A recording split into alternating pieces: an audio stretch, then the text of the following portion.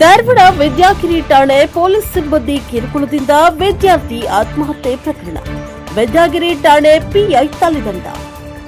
ಧಾರವಾಡದಲ್ಲಿ ಕಳೆದ ಏಪ್ರಿಲ್ 28ರಂದು ಆತ್ಮಹತ್ಯೆ ಮಾಡಿಕೊಂಡ ವಿದ್ಯಾರ್ಥಿ ಆದಿತ್ಯ ಮ್ಯಾಗೇರಿ ಪ್ರಕರಣಕ್ಕೆ ಸಂಬಂಧಿಸಿದಂತೆ ಧಾರವಾಡದ ವಿದ್ಯಾಗಿರಿ ಠಾಣೆಯ ಪಿಐ ರಫೀಕ್ ತಹಶೀಲ್ದಾರರನ್ನ Hubballi Dharwad police commissioner N Shashikumar ಅಮಾನತು ಮಾಡಿ ಆದೇಶವನ್ನ ಹೊರಡಿಸಿದ್ದಾರೆ. ಧಾರವಾಡದ ಕಿಟೆಲ್ ಕಾಲೇಜಿನ ವಿದ್ಯಾರ್ಥಿ ಆದಿತ್ಯ ಮ್ಯಾಗೇರಿಯನ್ನ ವಿದ್ಯಾಗಿರಿ ಪೊಲೀಸ್ ಠಾಣೆಯ ಸಿಬ್ಬಂದಿಗಳು ಕಳೆದ ಶನಿವಾರ ಡ್ರಗ್ ಗಾಂಜಾ ಟೆಸ್ಟಿಂಗ್ ನಡೆಸಿದ್ರು. ಈ ವೇಳೆ ಆದಿತ್ಯ ಮ್ಯಾಗೇರಿ ರಿಪೋರ್ಟ್ ನೆಗೆಟಿವ್ ಕೂಡ ಬಂದಿದ್ದು, ಆದರೂ ಕೂಡ ಪೊಲೀಸ್ ಸಿಬ್ಬಂದಿಗಳು ಆತನಿಗೆ ಹಣದ ಬೇಡಿಕೆಯನ್ನ ಇಟ್ಟಿದ್ರು ಎಂದು ಗಂಭೀರವಾಗಿ ಕುಟುಂಬಸ್ಥರು ಆರೋಪವನ್ನ ಮಾಡಿದ್ರು. ಇದರ ಬೆನ್ನಲ್ಲೇ ಹುಬ್ಬಳ್ಳಿ ಧಾರವಾಡ ಪೊಲೀಸ್ ಕಮಿಷನರ್ ಅವರು ನಿನ್ನೆ ಅಷ್ಟೇ ಅವರು 3 ಕಾನ್ಸ್ಟೇಬಲ್ಗಳನ್ನ ಸಸ್ಪೆಂಡ್ ಮಾಡಿದ್ದು, ಈ ಪ್ರಕರಣದ ಕುರಿತು ವಿವಿಧ ಸಂಘಟನೆಗಳು ಬೀದಿಗಿಳಿದು ಪ್ರತಿಭಟನೆಯನ್ನ ನಡೆಸಿದ್ರು.